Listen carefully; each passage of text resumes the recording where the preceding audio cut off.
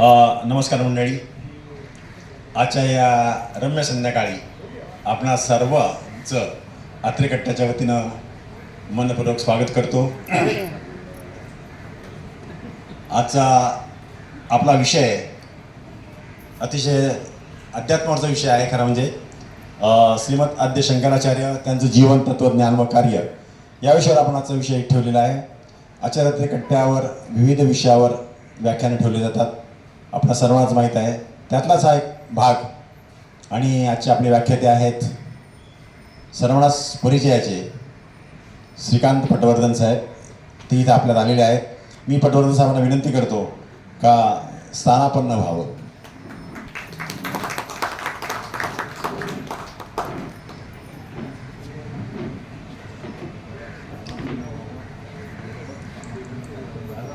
कार्यक्रमाला सुरुवात करण्यापूर्वी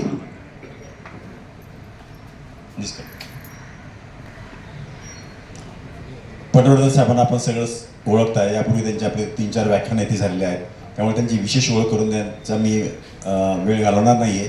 हे बँकर आहेत. अध्यात्मावर त्यांची चांगली पकड आहे. भगवद्गीता, ज्ञानेश्वरी, रामदासांचं आख्यान यावरती वेगवेगळ्या विषयावर ते छान प्रकारे व्याख्याने देतात. नुकतंच परवाच गोंदवलेकर महाराजांची पुण्यतिथी झाली होती, त्यावर त्यांचं सोमवारी व्याख्यान आयोजित केलं होतं. गोंदवलेकर महाराजांचं जीवन व कार्य अतिशय सुंदर व्याख्यान त्यांनी दिलं. आपल्यापैकी काही कार्यकर्ते तिथे उपस्थित होते. पर्टिक्युलर मी सांगेन राणेसाहेब आले होते. छान छान म्हणजे विषयावर व्याख्यान देतात. अध्यात्मावर त्यांची चांगली पकड आहे. मी त्यांची जास्त ओळख न करून देता मी त्यांचं स्वागत करण्यासाठी आपले सामंत साहेबांना विनंती करतो की त्यांनी आपल्या भावनांचं प्रतीक म्हणून पुष्पगुच्छ किंवा गुलाबपुष्प त्यांना द्यावं आणि त्यांचा सन्मान करावा. सामंत साहेब, विशेष म्हणजे सामंत साहेबांनी आज आम्हाला सर्वांना वाढदिवसाची पार्टी दिली आहे.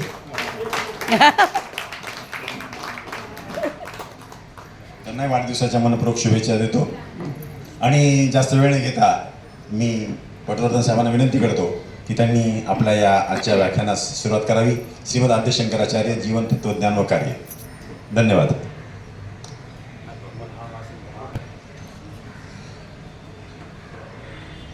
आध्यात्मिक विषयावरती बोलताना माझ्या नेहमीच्या प्रथेप्रमाणे मी 1-2-3 श्लोक म्हणतो. ब्रह्मानंदम परमसुखदम केवलम ज्ञानमूर्तिम द्वंद्वातीतं गगनसदृशं तत्त्वमस्यादिलक्ष्यम् एकं नित्यं विमलमचलं सर्वधी साक्षिभूतं भावातीतं त्रिगुणरहितं सद्गुरुं तं नमामि. गुरुर्ब्रह्मा गुरुर्विष्णू गुरुर्देवो महेश्वर गुरु साक्षात परब्रह्म तस्मै श्री गुरवे नमः. आता इथे मी 1-2 गीतेतले श्लोक म्हणणार आहे. ते जरा वेगळे आहेत. ते तुम्हाला ते ऐकून ह्या विषयावर बोलताना मी ते श्लोक का म्हणतोय असं कदाचित तुम्हाला वाटेल, पण त्याचं उत्तर तुम्हाला माझ्या भाषणामध्ये मिळेल. यदा यदा हि धर्मस्य ग्लानिर्भवति भारत अभ्युत्थानम अधर्मस्य तदात्मानं सृजाम्यहम् परित्राणाय साधूनां विनाशाय च दुष्कृतां धर्मसंस्थापनार्थाय संभवामि युगे युगे. हा तो श्लोक आहे. आता पहिल्यांदा सांगतो, लोकांच्या मनात डोक्यात शंका असतील हे ओळखूनच मी लगेच पहिल्यांदाच त्याचं निराकरण करतोय. परित्राणाय साधूनाम ठीक आहे, पण विनाशायचं दुष्कृताम जे आहे, तर आत्ता आपण हे जे ज्या व्यक्तीबद्दल मी बोलणार आहे त्याने कधी हातात शस्त्र घेऊन विनाशायचं दुष्कृताम चा प्रकार, युद्ध वगैरे हे केलेलं नाही. हे आपल्याला माहिती आहे सर्वांना, मलाही माहिती. पण त्या काळची वादविवादाची पद्धत, एखादी बाजू घ्यायची असेल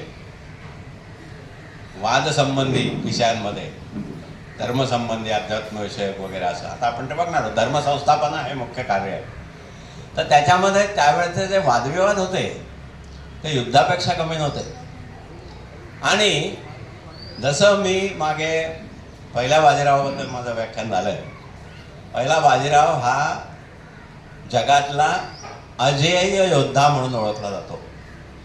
त्यांनी 40 वर्षाच्या आयुष्यामध्ये, 40-41 जेमतेम वर्षाच्या आयुष्यामध्ये, कोण? पहिला बाजीराव 40 का 41च युद्ध तो खेळला संबंध आयुष्यामध्ये. जेवढं वर्षाचं आयुष्य तेवढी युद्ध. ही सगळी युद्ध महत्त्वाची होती, इतिहासाला वळण देणारी होती. आणि एकही युद्ध तो हरला नाही.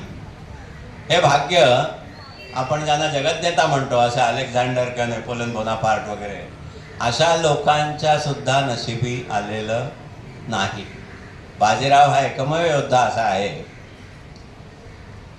की जो आयुष्यात एकही युद्ध हरला नाही. असो, तर तसं यांचा संबंध कुठे आहे? मी पहिल्या बाजीरावाशी तुलना का करतोय? हे एकाही वादामध्ये प्रतिपक्षाकडून हरलेले नाही. आणि मी पुढे सांगणार आहे, पण आताच थोडंसं त्याचे इंट्रोडक्शन करतो की त्यावेळेचे जे वाद होते, शास्त्रार्थ किंवा वाद, चर्चा, वादविवाद, ते युद्धापेक्षा कमी नव्हतं मी म्हणालोच. तर कसं? तर ते त्या विषयातल्या तज्ज्ञांच्या उपस्थितीत समोरासमोर. पहिली गोष्ट म्हणजे त्यावेळेस ज्याला आपण संदर्भ म्हणतो, रेफरन्स, वेदाला धरून सगळं होतं. वेदप्रामाण्य हे निर्विवाद होतं. तर तुमचं म्हणणं वेदाला धरून आहे हे सांगण्यासाठी वेदातले काही गोष्ट उद्घृत करायची असेल, कोट करायची असेल, तर it should be on the tip of your tongue. दुसरा मार्ग नव्हता त्याला. मी पुस्तक आणतो, मागवतो, बघूया आपण ग्रंथ, आणि बघा मग मी म्हणतो तसं आहे, असं नव्हतं. ते सगळं इथे पाहिजे आणि इथे पाहिजे, ओठावरती का जिभेवरती, रेडिली अवेलेबल पाहिजे, ऑन दी स्पॉट सांगता येईल असं पाहिजे की मी म्हणतो ते असं असं आहे.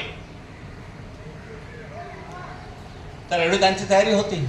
आता मी जास्ती वेळ न घालवता प्रत्यक्ष विषयाला आपण सुरुवात करूया, कारण टाईम लिमिटेड आहे आपल्याकडे. त्यांनी सांगितलं 7:15 वगैरे. तर आवाज येतो ना बरोबर?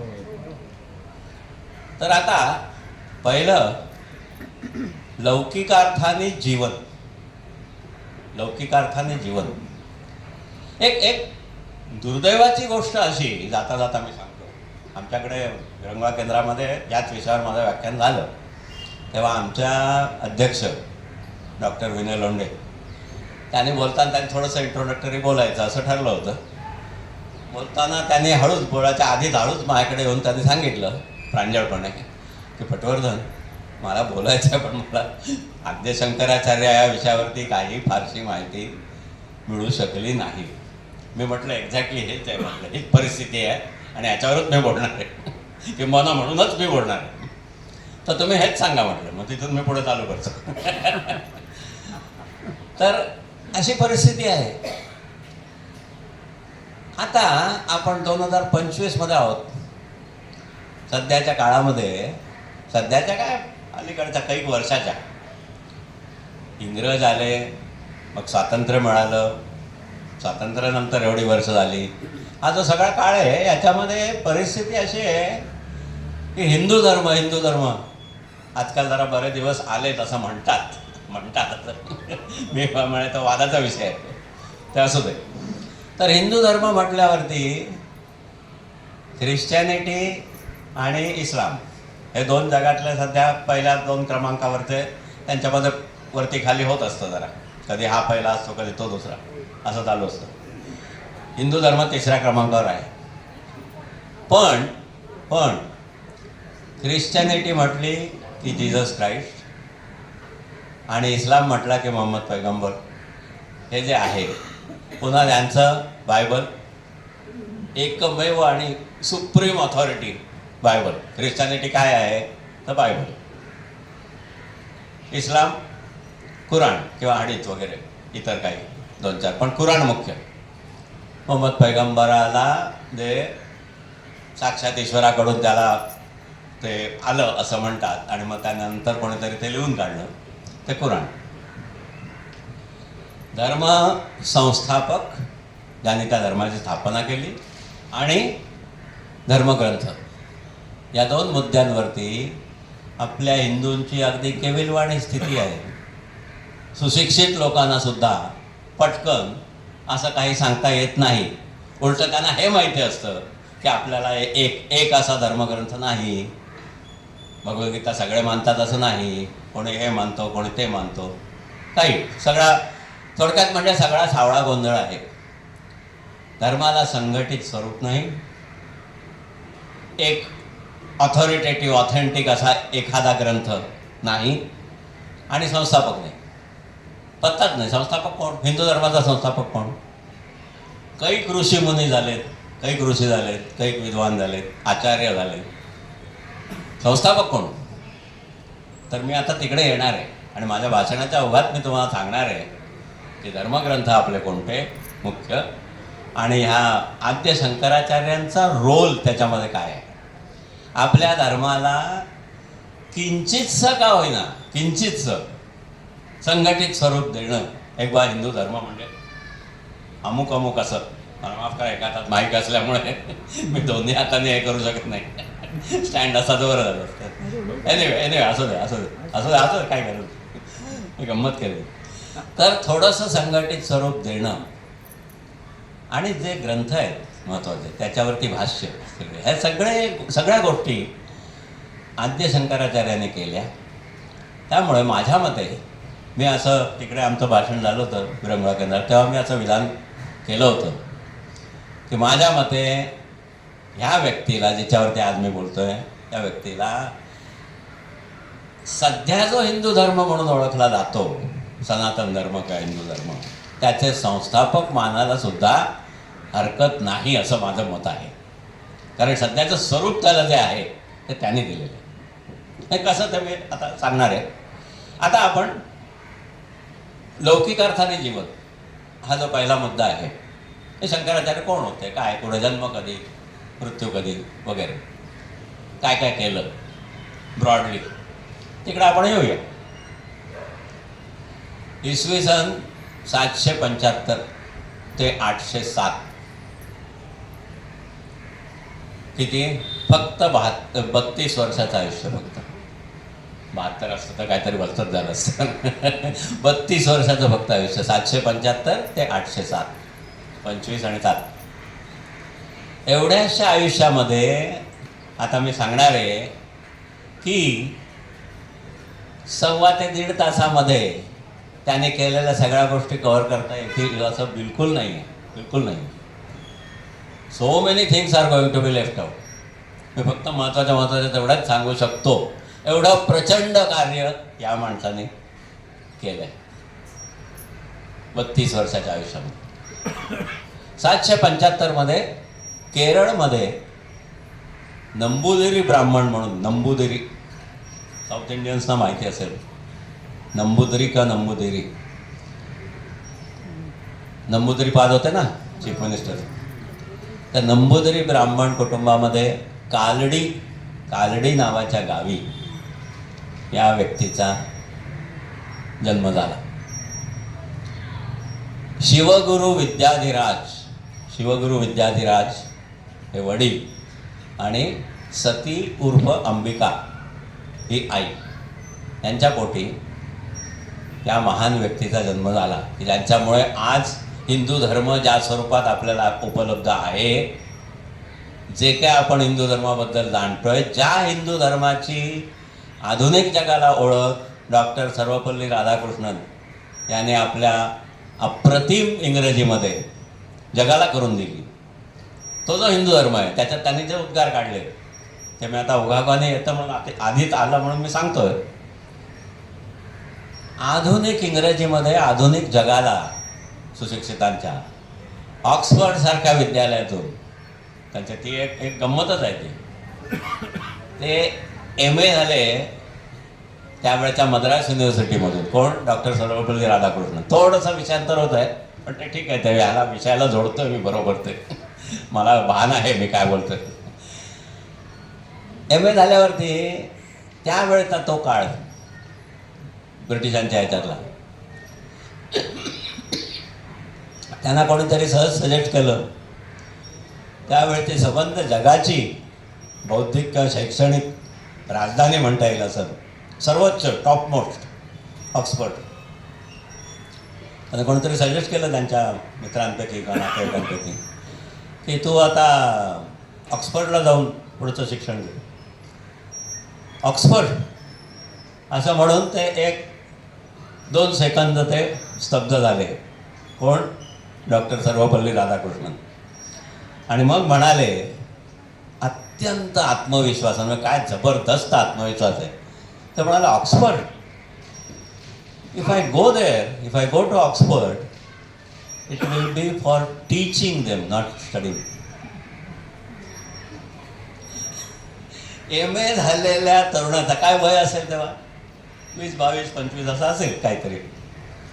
MA झालेल्या तरुणाचा शैक्षणिक क्षेत्रामध्ये अकॅडमिक करिअरच्या बाबतीत ऑक्सफर्डसारख्या संस्थेबाबतीत तो म्हणतोय की मी तिथे जर गेलो तर शिकवायला जाईल, शिकायला नव्हे. कारण काय शिकायचं ते शिकून झालेलं आहे, आत्मविश्वास होता. आणि तसंच झालं. त्यांना ऑक्सफर्ड युनिव्हर्सिटीने सन्मानपूर्वक बोलावून घेतलं.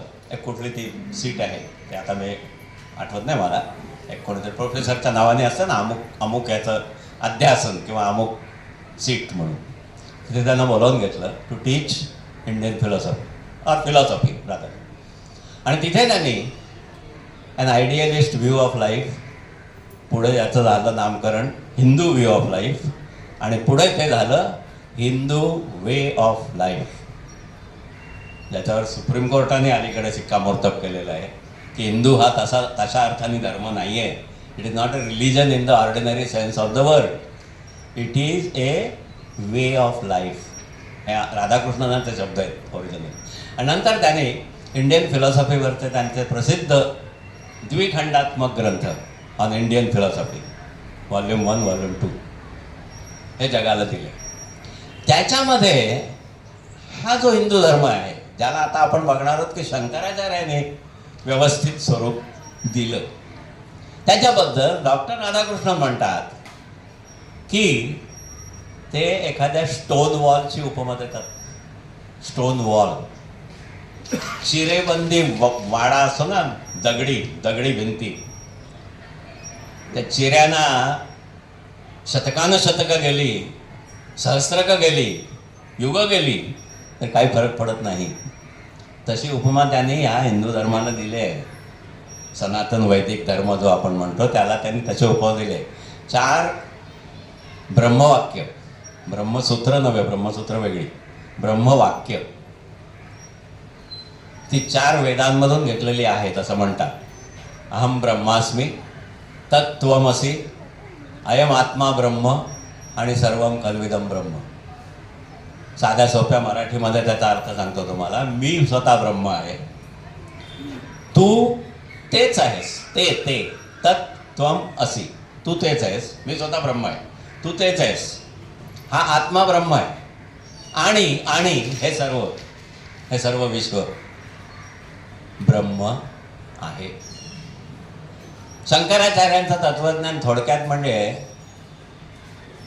ब्रह्म सत्यम जगन मिथ्या, जीवो ब्रह्मैव नापरा न अपरा. ब्रह्म सत्य आहे, जगन मिथ्या आहे. मिथ्या म्हणजे काय ते मी नंतर सांगेन, ते फार महत्त्वाचं आहे म्हणून आता मला राहत नाही म्हणून आत्ताच सांगून ठेवतो. मिथ्या म्हणजे असत्य नव्हे, इट इज नॉट फॉल्स. ते तुम्ही समजता तसं नाही आहे, असा मिथ्याचा अर्थ आहे थोडक्यात. म्हणजे मिथ्या म्हणजे काय, अहो जग आहे हे तर शंकराचार्यांना पण माहितीच होतं. तो काय वेडा किंवा विकृत सॅडिस्ट किंवा असा काहीतरी गृहस्थ नव्हता. गृहस्थ नाही म्हणायचं, व्यक्ती म्हणाल म्हणजे, कारण ते गृहस्थ नव्हतेच कधी, ब्रह्मचारी आणि संन्यासी एकदम. तर त्यांना सुखदुःख, जाणीवा, संवेदना हे होतं. त्यांना चिमटा घेतलेला कळत होता. तीक्ष्ण हत्यारांनी जर त्यांना इलाज आली तर त्यांना कळत होती. त्यामुळे मिथ्या म्हणजे असत्य आहे ते म्हणणं शक्यच नाही. तर मिथ्या म्हणजे तुम्ही जसं समजताय तसं ते नाही, असा त्याचा अर्थ आहे. असो, आपण आता परत सर्वपल्ली राधाकृष्णनाने ह्या हिंदू धर्माबद्दल, शंकराचार्यांनी जे स्वरूप दिलं आहे त्याला, त्याच्याबद्दल जगाला काय सांगितलं ते मी थोडक्यात सांगितलं तुम्हाला. चांगलं आहे. तर कुठे होतो आपण? आधुनिक विज्ञानाची प्रगती, औद्योगिक क्रांती म्हणा किंवा वैज्ञानिक प्रगती, सगळी वेगवेगळ्या यंत्रांचे शोध वगैरे वगैरे, सर्व आधुनिक विज्ञानाची वाढ प्रचंड प्रमाणात ती झाल्यावर त्यातल्या दोनच महत्त्वाच्या गोष्टी आपण घेऊ. डार्विनचा ओरिजिन ऑफ स्पेसीज, उत्क्रांतीवादाचे सिद्धांत, की माणूस कसा तयार झाला, माणसाची निर्मिती कशी झाली, याच्या संबंधी डार्विनचे विचार, डार्विनचा सिद्धांत, त्याचा तो प्रसिद्ध ग्रंथ ज्याला ओरिजिन असं म्हटलं जातं शॉर्ट फॉर्ममध्ये, जे ओरिजिन ऑफ स्पेसीज, माणूस कसा इव्हॉल्व झाला. आणि खगोलशास्त्राची प्रगती, गॅलिलिओ, कोपर्निकस आणि इतर यांनी दुर्बिणीच्या साहाय्याने खगोलाचं निरीक्षण करून केलेली प्रगती, ज्याच्यामध्ये मुख्य आहे की सूर्य स्थिर आहे आणि पृथ्वी त्याच्यावरती फिरते. या दोन गोष्टींमुळे ख्रिश्चॅनिटीचं तत्त्वज्ञान, बायबलचे सिद्धांत, बायबलची एकंदर मांडणी, जगाबद्दलची म्हणा, माणसाबद्दलची म्हणा, पत्त्याच्या बंगल्याप्रमाणे कोसळून पडली.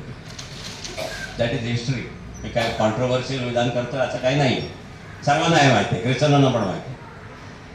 गॅलिलिओ, कोपर्निकस सारख्यांचा छळ झाला रोमन कॅथॉलिक चर्चकडून की ते बायबलच्या विरुद्ध बोलतायत म्हणून. ते दुर्बीण ते काय प्रत्यक्ष दिसतं, अहो बघा वैज्ञानिक सत्य आहे, जाऊ दे, बायबलच्या विरुद्ध आहे. तुम्हाला इन्क्विजिशनला सामोरं जायला लागलं त्यांना, आणि त्यांना अतोनात अपमान, त्रास, छळ, शिक्षा पण झाल्या त्यांना. काही जण माफी मागून सुटले त्यातून. उगाच फुकट मारण्यात काय अर्थ आहे? अशा तऱ्हेने तर झालं सगळं.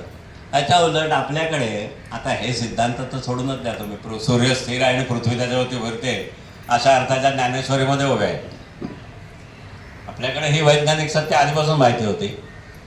माणसाची उत्क्रांती, तो सिद्धांत, त्यांनी एकूणच हे दोन तर सोडात तुम्ही, सगळ्या वैज्ञानिक प्रगतीने राधाकृष्णनांच्या भाषेत राधाकृष्णाने हेच पॉइंट आउट केलं आहे की ही जी 4 ब्रह्मवाक्य आणि ही जी रचना आहे वेदांताची, आधुनिक वेदांत ज्याला म्हणतात, जो शंकराचार्याने अद्वैत तत्वज्ञान स्वरूपात तो मांडला, त्याला कुठे ओरखडा सुद्धा येत नाही आणि येणारही नाही. आता AI येत आहे, आणखी काय ChatGPT आहे, त्या काय वाटेल ते येईल, रोबोट येतील, क्लोनिंग येईल, कृत्रिम बुद्धिमत्ता येईल. Nothing will happen, you rest assured, nothing will happen to these 4 basic truths. वेदांताची जी रचना आहे त्याला काहीही होणार नाही, कारण त्याची रचनाच अशी आहे मोठी. राधाकृष्णाने कुठेतरी, आता मला त्यांचं एक्झॅक्ट वाक्य आठवत नाही, पण त्यांनी कुठेतरी असं म्हटलेलं आहे, कुठेतरी म्हणण्यापेक्षा बऱ्याच ठिकाणी असं त्यांनी म्हटलेलं आहे की कोणीही बुद्धिवंतांनी यावं आणि ह्या वेदांताच्या एकंदर मांडणी जी आहे त्याच्यावरती, आता मी साध्या भाषेत बोलतो, साधी भाषा वापरतो, डोकं फोडावं म्हणजे पटकन कळेल. आपली बुद्धी लावावी पणाला आणि बघावं काय होत आहे का. Nothing will happen. It is like a stone wall. तर्कशास्त्रदृष्ट्या, वैज्ञानिक दृष्ट्या राधाकृष्णाने हेच मांडलं की हा इम्पिरिकल रिलिजन आहे, इम्पिरिकल. आता मी येईन पुढे त्याच्यामध्ये ॲक्च्युअल अद्वैत वेदांत म्हणजे काय आहे ते सांगताना, तेव्हा तो मला समजेल. असो, आता मी इथे आपण सोडूया आणि त्यांच्या लौकिक जीवनाकडे येऊ. 775 ते 807, 775चा जन्म. हे शिवगुरू विद्याधिराज ही काय व्यक्ती असेल, काय दर्जाची, किती विद्वान आणि बुद्धिमान, त्याची कल्पना आपल्याला एवढ्यावरूनच येते की वयाच्या 5व्या वर्षी या शंकर नाव त्याचं पुढे शंकराचार्य झाले. शंकराची मुंज झाली. आता मुंज जनरली 8व्या-9व्या वर्षी करतात, पण यांची मुंज 5व्या वर्षी झाली. हे मी जे वाचलं आहे त्याच्यामध्ये चरित्रामध्ये आहे. 5व्या वर्षी झाली.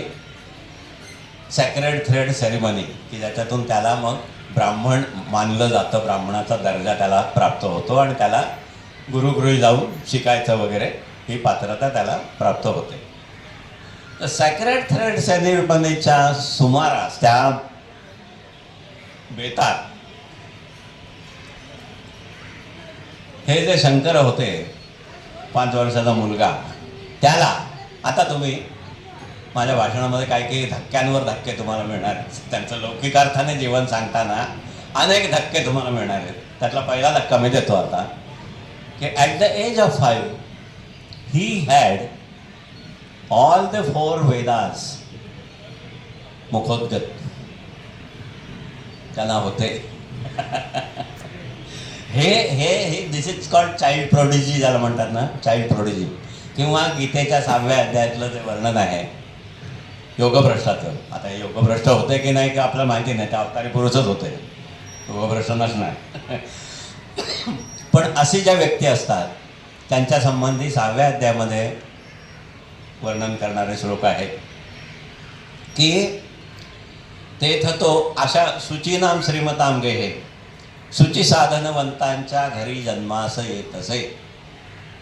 शिवगुरु विद्याधिराज आणि सती अंबिका हे शुची साधनवंत असणार, हे उघड आहे. घरी जन्मास येत असे. तेथ तो पूर्वजन्मेचा बुद्धिसंस्कार जोडुनी जिज्ञासेनेही योगाच्या जाई वेदांस लंघुनी, असं वर्णन आहे. मी गीताईतला श्लोक सांगतो तुम्हाला. काय की हा असा जो मनुष्य असेल, पूर्वजन्मीचे संस्कार याला म्हणतात. वयाच्या 5व्या वर्षी 4 वेद मुखोद्गत असणं हे मानवी कर्तृत्व नाही, मानवी कर्तृत्व नाही आहे. याला काहीतरी बरंच काहीतरी आहे. हिमनगाचं जसं टोक वरचं दिसतं तर आतमध्ये 7 अष्टम असतो, आतमध्ये असतो, तसं हे आहे. शिवगुरु विद्याधिराज ह्यांच्याबद्दल तर हॅट्स ऑफ टू हिम, ते तर म्हणायलाच पाहिजे. त्याला ते येत असले पाहिजेत आधी, तेव्हा तो मुलाला शिकवू शकला. कारण 5व्या वर्षापर्यंत तो गुरुकडे गेलाच नव्हता. मग जे काय शिकला ते वडिलांकडून शिकला. ते 4 वेद होते. मी एक सहज जाता जाता म्हणून सांगितलं आमच्याकडे बोलताना, ते इथे पण सांगतो की तिकडे उत्तर हिंदुस्थानामध्ये, म्हणजे राजस्थानमध्ये, जयपूरमध्ये मी बरेच वर्ष होतो. उत्तरेकडे वेदपाठक किंवा वैदिक, द्विवेदी, त्रिवेदी आणि चतुर्वेदी हे आडनावं आहेत. ही आडनावं असतात. ही कशी आडनावं पडली? ज्यांनी वेदांचा अभ्यास केला ज्याच्या पूर्वजांनी, त्याला वैदिक नाव पडलं किंवा वेदपाठक नाव पडलं. ज्याने 2 वेदांवरती प्रभुत्व मिळवलं, कोणी? तुमच्या आजोबा किंवा खापरपंजोबाने नव्हे, कुठल्या तरी मूळ पूर्वजांनी 2 वेदांवरती प्रभुत्व मिळवलं, ते झाले द्विवेदी. 3 त्रिवेदी आणि 4 वेद चतुर्वेदी. चतुर्वेदी आडनाव लावणारी व्यक्ती जी कोण आहे, तिला हे माहीत असो का नसो, मला माहिती आहे की हे याच्यावरून आलेलं आहे की 4 वेद कोणीतरी त्यांच्या पूर्वजांनी आत्मसात केले होते म्हणून ते नाव पडलं. आता तुम्ही कल्पना करा की याच्या 5व्या वर्षी 4 वेद. आता हा मुलगा मुंज झाल्यावरती गुरुगृही जाऊ, तो गुरु त्याला काय शिकवणार आहे? एक सहज शंका. व्हॉट ही विल टीच? 4 वेद मुखोद्गत आहेत. आणि आपली ट्रॅडिशन असं सांगते की वेदांमध्ये जे आहे तेच सगळं ज्ञान आहे, वेदांच्या पलीकडे काय नाही. असो, तो वादाचा विषय. तर हे झालं. नर्मदा किनारी ओंकार मांधाता म्हणून एक जागा आहे, प्लेस आहे. आपण ओंकारेश्वराला गेले असतील त्यांना आठवत असेल, तिथे मांधाता म्हणून एक जागा दाखवतात, लहानशी काय मंदिर वगैरे काहीतरी असेल.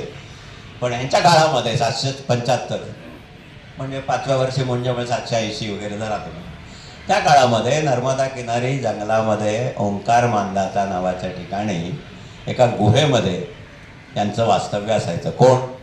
तर यांचे गुरु गोविंदपाद, गुरु गोविंदपाद. त्यांच्याकडे हे गेले विद्या शिकण्यासाठी, विद्या अध्ययनासाठी. मी म्हटलं तसं की ज्याला 4 वेद ऑलरेडी येत होते तर त्या गुरुने काय शिकवलं असेल हा संशोधनाचा विषय ठरेल. पण असो, काही शिकवलं त्याने, विद्या दिली. वयाच्या 16व्या वर्षी, तर दुसरा धक्का, 5व्या वर्षाच्या आधी, मुंजीच्या आधी 4 वेद, वयाच्या 16व्या वर्षी एकंदर यांची तयारी बघून आता 5 ते 16, 10-11 वर्षामध्ये गुरुला कळलं असेल की आपल्याकडे शिष्य म्हणून कुठली महान विभूती आलेली आहे, तर त्यांना समजलं असेल. 16व्या वर्षी त्यांनी शंकराचार्यांना म्हणजे त्यांच्या शिष्याला आज्ञा केली की तू प्रस्थानत्रयीवरती भाष्य कर. आता प्रस्थानत्रयी, आपण जे मगाशी मी जे म्हटलं नाही की आपला धर्मग्रंथ कोणता ते आपल्याला माहिती नसतं, तर प्रस्थानत्रयी हे तुम्ही लक्षात ठेवा. व्हॉट इज प्रस्थानत्रयी? वेद म्हणण्यापेक्षा उपनिषद, कारण वेदामध्ये 4 अंग ज्याला म्हणतात, संहिता, मूळ संहिता, म्हणजे ज्याचे पाठ होतात ना, जटापाठ, घनपाठ वगैरे, ते त्याच्यात पुष्कळ प्रकार आहेत. काही उलट्या क्रमाने म्हणतात वगैरे, पुष्कळ किचकट आहे ते. तर संहिता म्हणजे मूळ वेदांचं टेक्स्ट म्हणू आपण, आधुनिक भाषेमध्ये तुम्हाला पटकन समजेल, टेक्स्ट, संहिता. ब्राह्मण, आरण्यक आधी. आरण्यक हा असा काहीतरी विचित्र प्रकार आहे की ज्याच्याबद्दल असं म्हटलं जातं की ती घरात वाचू नयेत, नाही तर घराचं अरण्य होतं. तर असं काहीतरी ते आहे, ज्यांना उत्सुकता असेल त्यांनी ते बघावं. आरण्यक. ब्राह्मण, ब्राह्मण म्हणजे ब्राह्मण, क्षत्रिय, वैश्य, शूद्र मधला ब्राह्मण नव्हे. ही वेदांची 4 अंग मी सांगतोय, त्याच्यामध्ये 3रं अंग ब्राह्मण आणि 4थं उपनिषद. तर अशा क्रमाने वेदांग बघितली की उपनिषद ही वेदांच्या अंती येतात, म्हणून त्याला वेदांत म्हटलं जातं. तशाही अर्थाने की वेदांचा अंत, वेदांचा क्लायमॅक्स म्हणा तुम्ही, त्याने बरोबर समजेल. क्लायमॅक्स, वेदांमधल्या ज्ञानाचं उच्च शिखर ज्याच्यात आहे ती उपनिषद. वेद, उपनिषद हे झालं एक. भगवद्गीता आणि ब्रह्मसूत्र, याला तिघांना मिळून, येतो ना बरोबर आवाज येतो ना, याला तिघांना मिळून प्रस्थानत्रयी म्हटलं जातं. प्रस्थानत्रयी हा काय शब्द आहे? प्रस्थानत्रयी म्हणजे, प्रस्थान म्हणजे आपल्याला ज्या ध्येयाकडे जायचं आहे त्या दिशेने तुम्ही निघालात की लागणारे 3 महत्त्वाचे टप्पे किंवा स्टेशन्स म्हणा तुम्ही, आधार. वेद, उपनिषद, भगवद्गीता आणि ब्रह्मसूत्र, याच्यामध्ये आपलं सगळं वेदांताचं तत्त्वज्ञान सामावलेलं आहे. तर गुरुने आज्ञा या शिष्याला अशी केली की तू प्रस्थानत्रयीवरती भाष्य कर. प्रस्थानत्रयी हे जो प्रकार मी सांगितलं तुम्हाला, उपनिषद, भगवद्गीता आणि ब्रह्मसूत्र, याच्यामधलं तत्त्वज्ञान हे त्या काळामध्ये म्हणजे किती, 8व्या शतकाचा अखेर, 775 पासून पुढं, आणि 9वं शतक, ती शेवटचाच म्हणजे 8व्या शतकाचा उत्तरार्ध, ह्याच्यामध्ये प्रस्थानत्रयीमधलं तत्त्वज्ञान सुद्धा विस्कळीत, ब्लर हा शब्द बरोबर आहे त्याला इंग्लिशमधलं, धूसर झालेलं होतं.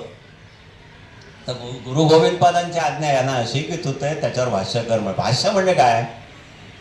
सरळ अर्थ सांगणं का ट्रान्सलेशन करणं.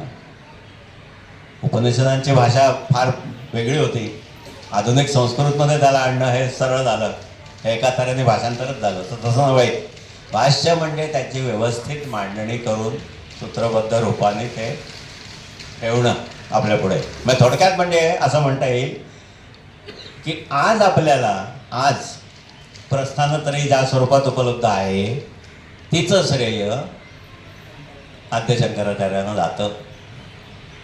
म्हणून मी म्हटलं तसं धर्मग्रंथ आणि त्याचं भाष्यकार. आता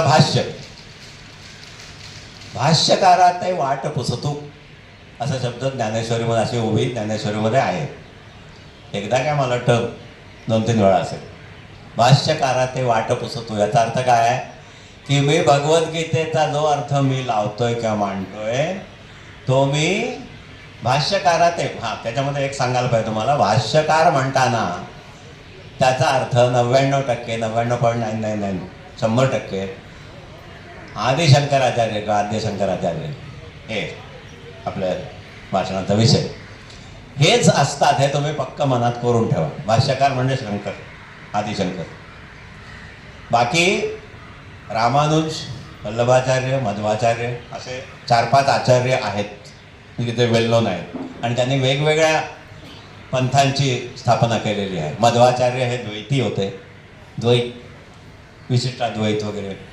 रामानुज हे मला वाटतं विशिष्टाद्वैत वगैरे असे होते.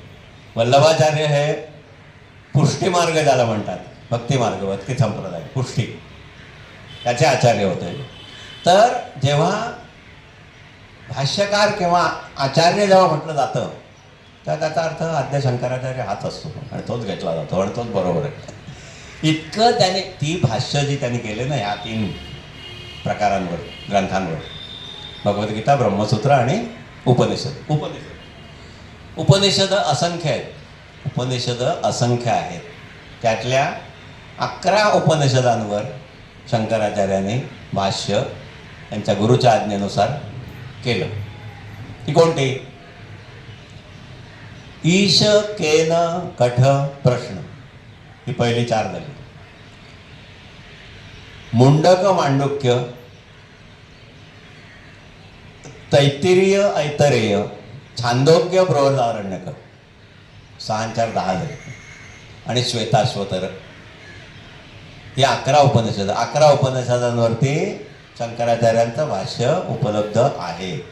म्हणजे आज ही उपनिषद ज्याला आपण वेदांत म्हणतो, ती जी उपलब्ध आज ज्या स्वरूपात आहे त्याचं क्रेडिट, श्रेय त्याचं शंकराचार्य. म्हणून मी निशंकपणे म्हणतो की सध्या ज्याला आपण हिंदू धर्म म्हणतो त्याचे संस्थापक आणि धर्मग्रंथ सुद्धा त्याला देणारे, कारण हे सगळ्या ह्याच्यावर भाष्य करून त्यांनी ती सुसूत्र रूपाने व्यवस्थित मांडणी करून आपल्या पुढे ठेवली. हे सगळे त्यांचंच आहे. तेव्हा त्यांना धर्मसंस्थापक मानायला हरकत नाही. म्हणून मी तो श्लोक म्हटला, धर्मसंस्थापनार्थ आहे. असो, 16व्या वर्षी ह्या आज्ञेप्रमाणे ही भाष्य लिहायला घेतली त्यांनी. त्याला साधारण 2-3 वर्ष लागली असावीत असा माझा अंदाज आहे. कारण का तर 19-20व्या वर्षी ती भाष्यभिष्य त्यांनी बघितली असणार, पसंत पडली असणार, त्याच्यावर गुरुच्या मान्यतेची मोहर उठली असेल आणि गुरु गोविंदपादांनी त्यांना आज्ञा केली की आता तू इथून बाहेर पड. झाडाखाली झाड वाढत नाही, इथे नर्मदा किनारी गुहेमध्ये बसून तुझं जे जीवित कार्य आहे ते काही इथे होणार नाही आहे. तर तू आता काशीला जा. काशी हे त्या काळातलं, आपण मी जसं आत्ता म्हटलं, सर्वपल्ली राधाकृष्णांच्या काळामध्ये संबंध जगाचं शैक्षणिक किंवा बौद्धिक क्षेत्रातलं हेडक्वार्टर, जसं ऑक्सफर्ड किंवा लंडन होतं, तसं त्या काळी भारतामध्ये बऱ्याच शतकानुशतकं पुढे बऱ्याच काळपर्यंत काशी होती. काशीला येऊन ज्याने वेदाध्ययन किंवा शास्त्राध्ययन केलं आणि तिथे काशीच्या विद्वानांमध्ये जो मान्यता पावला तो जवळजवळ भारतभर तो मान्य ठरला, अशी परिस्थिती होती. पुढे आपण एकनाथांच्या वगैरे काळात आपण बघतो, एकनाथी भागवत हे जे आहे, भागवत तुम्ही मराठीत आणलं, त्याच्या आधी ज्ञानेश्वरांनी बराच काळ त्याच्या आधी भगवद्गीता मराठीत आणली होती, तो भाग वेगळा. त्यांना तसा त्रास ज्ञानेश्वरांना झाला होता की नाही माहिती नाही, त्याच्याबद्दल काही ते ऐकलेलं नाही. पण एकनाथी भागवत काशीच्या विद्वानांनी त्यांच्या ते कुठंतरी आधी त्यांनी काहीतरी पंचाध्यायी वगैरे असं काहीतरी त्याचा भाग लिहिला होता थोडासा भागवताचा, एकनाथी भागवताचा. तो कोणाच्या तरी मार्फत तिकडे काशीच्या विद्वानांच्या हातात पडला. झालं, ते भडकले. तुम्ही संस्कृतमधलं ज्ञान तुम्ही प्राकृतामध्ये आणताय.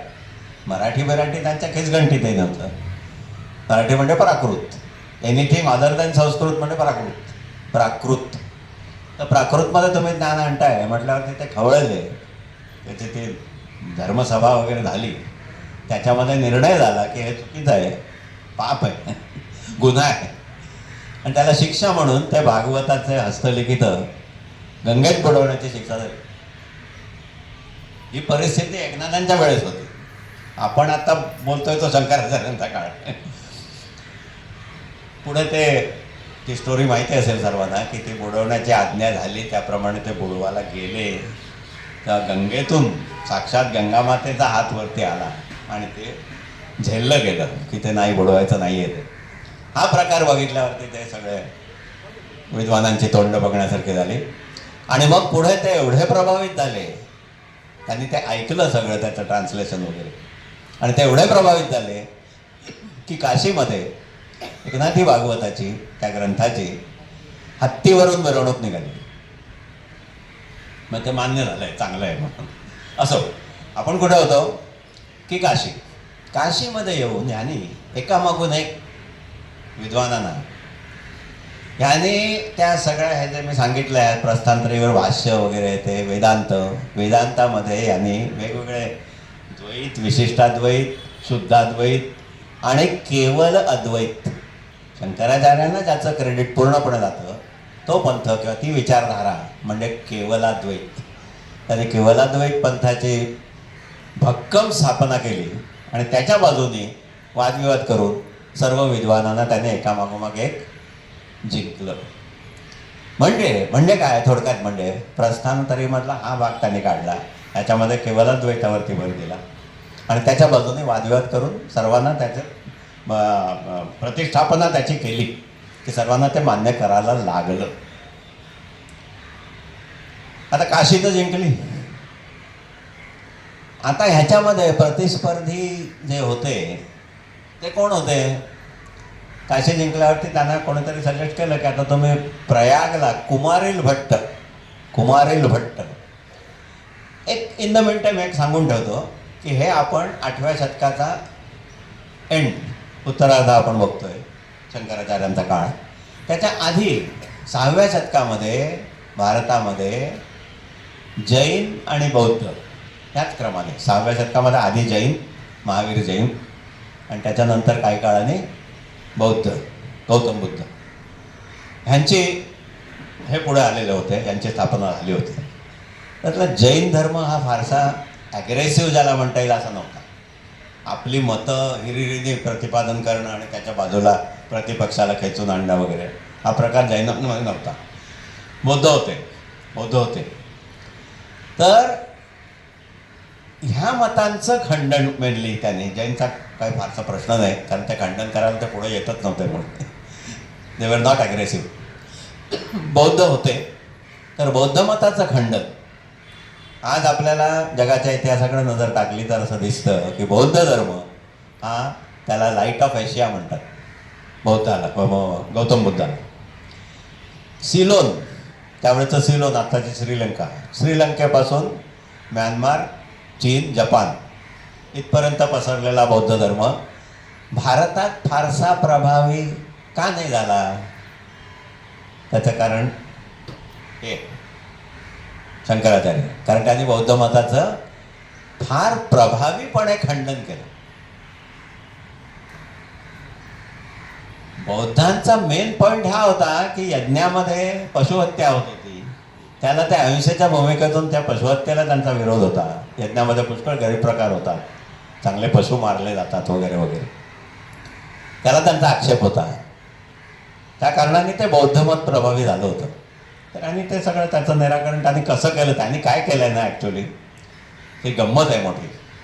त्याच्यामध्ये असं आहे की शंकराचार्यांनी बौद्ध मतातल्या चांगल्या गोष्टी घेतल्या, आपल्या धर्मातल्या ज्या त्याच्या गोष्टी होत्या त्याची बाजू घेतली नाही. त्या गौण आहेत, त्या कमी महत्त्वाच्या आहेत. आमच्या धर्माचा मूळ गाभा जो आहे तो हा आहे, अद्वैत वेदांत, हे त्याने प्रतिपादन केलं. त्यामुळे त्या वादात कोणी हरलंच नाहीत, हरण्यासारख्या गोष्टीमध्ये गेलेच नाहीत ते. तर त्यांना हे मी काहीतरी विनोद करतोय असं नाही, हा फॅक्ट आहे. आद्य शंकराचार्यांना आपल्या सनातन धर्मातला छुपा बौद्ध, बुद्धा इन डिस्गाईज असं म्हटलं जातं, त्या लेव्हलला आहे ते. बौद्धांची बरीचशी मतं त्याने आत्मसात केली, बरोबर आहेत म्हणून, अहिंसा वगैरे सर्व. यज्ञामध्ये हिंसा होते, चुकीचं आहे, बंद करा. आता यज्ञाच्या बाजूने बोलणारे जो वर्ग होता ते त्यांच्या प्रतिस्पर्धी होते, त्याला म्हणतात मीमांसा. 6 शास्त्र त्याच्यातली, आपल्या हिंदू धर्मातली म्हणा किंवा वेदांमधली म्हणा. न्याय वैशेषिक, सांख्य योग आणि मीमांसा पूर्वमीमांसा आणि उत्तरमीमांसा म्हणजे वेदांत. तर ह्याने वेदांताची बाजू घेतली आणि यज्ञविज्ञ ह्या गोष्टी ज्या होत्या त्या सगळ्या मीमांसेमध्ये होत्या. ही नेव्हर फॉट फॉर मीमांसा. ही गंमत आहे. म्हणून त्यांना वेदांतातला किंवा सनातन धर्मामधला छुपा बुद्ध असं म्हटलं जातं विद्वानांकडून. This is how he never lost a debate. Ceremonial debates त्याला म्हणायचे, वादविवाद जे व्हायचे ते देवर सेरिमोनियल डिबेट्स सर्वांच्या उपस्थितीत. पण त्यांनी ज्या हिंदू धर्मातल्या चुकीच्या गोष्टी होत्या, ज्या वीक पॉईंट्स होते, त्याची बाजू घेतलीच नाही त्याने. मुळे ही विद्वत्ता खरी, ही खरी हुशारी. म्हणून त्याला छुपा बौद्ध म्हणतात. He was non as A Buddha in disguise in the सनातन धर्म. वंडरफुल, म्हणजे फार मोठी बौद्धिक हे आहे त्याच्यात. तर आता आपण कुठे होतो? काशी जिंकली. नंतर त्यांना कोणीतरी सजेस्ट केलं की मीमांसकांमधला सर्वात मोठा विद्वान ज्ञानी हा कुमारिल भट्ट म्हणून होता. आता कुमारिल भट्ट प्रयागला होता. प्रयागला ते राहत होते. आता कुमारिल भट्टाची अशी सगळी हकीकत विचित्र आहे की त्याने आधी बौद्ध मताचा स्वीकार केला होता. बौद्धांच्या बाजूने तो वाद करत होता. बौद्ध मत त्याने आत्मसात केलं होतं आणि पुढे तो पुन्हा हिंदू धर्माकडे, म्हणजे त्याच्यात तो मीमांसेकडे वळला आणि मीमांसा मताचा तो पाठीराखा होता. तर हे गेले काशीमधले तर सगळे विद्वान अद्वैत वेदांत मानून त्यांना शरण आले किंवा त्यांना त्यांच्या अनुयायी बनले. नंतर हे गेले प्रयागला, कुमारिल भट्टाला भेटले. कुमारिल भट्टाची हकीकत अशी विचित्र आहे की ते वाचून ऐकताना सुद्धा आपल्या अंगावर शहारे येतात. काय होतं? कुमारिल भट्ट त्यावेळेस प्रायश्चित्त घेण्याच्या प्रोसेसमध्ये होते. आणि ते प्रायश्चित्त कसं होतं? ते प्रायश्चित्त कशासाठी होतं मुळात? तर हे जे असं सगळं सांगितलं ना, त्यांचा जो प्रवास, वैचारिक प्रवास, की आधी बौद्ध मताचा स्वीकार, मग बुद्धांच्या बाजूने ते वाद केले असतील त्यांनी, मग मीमांसा, असं सर्व. तर ह्याच्यामध्ये मीमांसेकडे वळल्यावरती त्यांचे बौद्ध विचारातले जे त्यांचे गुरु असतील, त्या गुरुचा अवमान किंवा गुरुची अवज्ञा केल्याचं पातक त्यांच्या हातून घडलं होतं. ही सगळी त्या काळची पद्धत. त्या पातकाचं प्रायश्चित्त घेण्यासाठी हा मनुष्य कुमारिल भट्ट. प्रायश्चित्त म्हणजे काय होतं? ते प्रायश्चित्त कसं होतं? ऐकून शहारे येतील अंगावरती. भाताची तुसं असतात ना, भाताची तुसं. ज्याने भातशेती वगैरे बैठले त्यांना माहिती असेल. भाताच्या तुसांमध्ये मंद अग्निपेट्टा ठेवणं, ती हळूहळू हळूहळू बराच काळ ती जळत राहतात. आणि त्याच्यामध्ये हे बसलेले होते, टू फेस अँड सफर a slow death. Slow death, very very slow.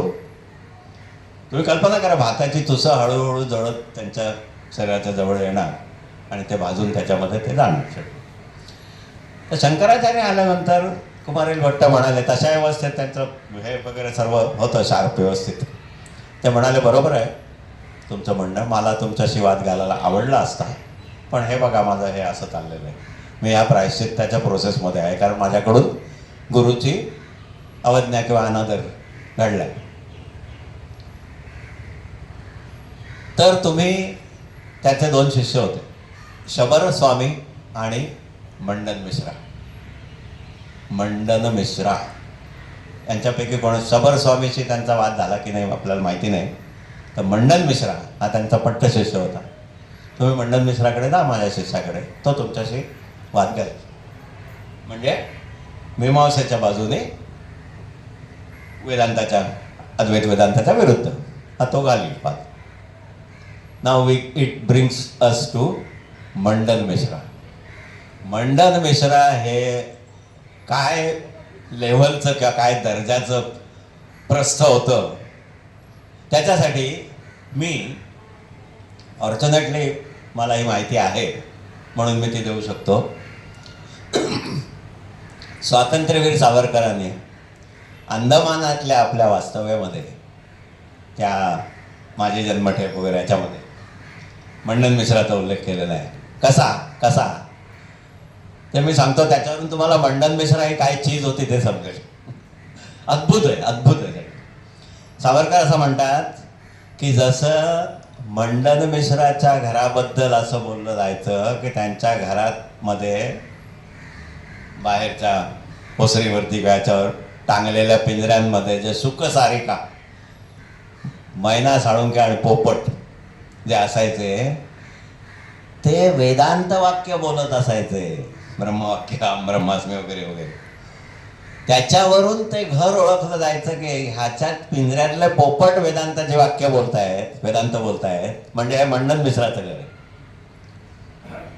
तसं सावरकर काय म्हणतात की तसं जर इथे अंदमानच्या या सेल्युलर जेलमध्ये पक्षी पाळायला जर परवानगी असती तर माझी कोठडी मी जर पाळले असते पोपट वगैरे तर ते देशभक्तीचीच गीतं गायले असते आणि माझी कोठडी त्या पोपटांवरून ओळखली गेली असती की इथला पोपट सुद्धा देशभक्तीची गीतं गातोय, म्हणजे ही सावरकरांची कोठडी असली पाहिजे. म्हणजे या गोष्टी कुठल्या लेवलच्या आणि कशा आहेत बघा.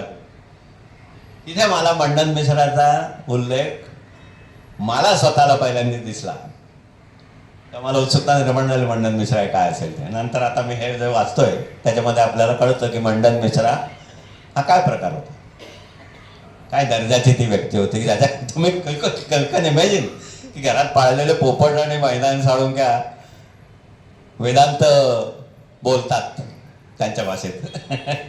एनिवे हे होते माहिष्मती नावाचं, मला वाटतं मध्य प्रदेशात कुठेतरी असेल, माहिष्मती नगरीमध्ये हे मंडन मिश्रा होते. शंकराचार्यांनी ते कुमार भट्टाचं ऐकलं बोलणं, त्यांना ते शक्यच नव्हतं, त्यांची ती प्रायश्चित्ताची प्रक्रिया चाललेली होती, त्यामुळे त्यांनी ते सजेशन स्वीकारलं आणि ते माहिष्मतीला आले मंडन मिश्राशी वाद काढण्यासाठी. आता मंडन मिश्रा ही अशा तऱ्हेची विभूती की ज्याच्या घरातले पोपट सुद्धा वेदांत बोलतात आणि हे त्यावेळेस असतील 22, 23, 25 अशा वयाचे असतील, तरुण संन्यासी. केवलाद्वैत मताची नव्यानेच मांडणी केलेलं आणि त्याचा इतका भक्कमपणे पाठपुरावा करून काशीच्या सर्व विद्वानांना जिंकलेलं प्रयाग झालं. कुमारी भट्टाशी वाद होऊ शकला नाही म्हणून त्याच्या शिष्याकडे आले, मंडन मिश्राकडे, की ज्याची एवढी कीर्ती होती की त्याच्या घरातले पोपटही वेदांत बोलतात, आले. आता हा मंडन मिश्रा आणि शंकराचार्य हा वाद त्या काळातला एवढा गाजलेला आणि प्रसिद्ध आणि असं सर्व होतं. तमाम सगळे त्याच्यातले त्या क्षेत्रातले दिग्गज सगळे तिथे उपस्थित होते त्यांचा वाद ऐकायला, बौद्धिक मेजवानी म्हणा. आता हा वाद म्हटल्यानंतर सेरिमोनियल डिबेट, हा वाद म्हटल्यानंतर ते एखाद्या याच्यासारखं सेरिमोनीसारखं त्याला स्वरूप असतं. वाद म्हटल्यानंतर वादविवाद, त्याच्यामध्ये खरं खोटं, कोणाचं खरं कोणाचं बरोबर कोणाचं चूक ह्याचा फैसला होणार असतो. जजमेंट असतं, जजमेंट. कोण हरला कोण जिंकला, कोणाचं म्हणणं सर्वानुमते खरं, प्रभावी, तर्कशुद्ध ठरलं त्याचा निकाल करायला न्यायाधीश पाहिजे. देयर शुड बी अ जज. आता शंकराचार्य यांची कीर्ती ऑलरेडी काशीपासून अशी सर्व पसरलेली, मंडन मिश्राची कीर्ती मुळातच फार मोठी.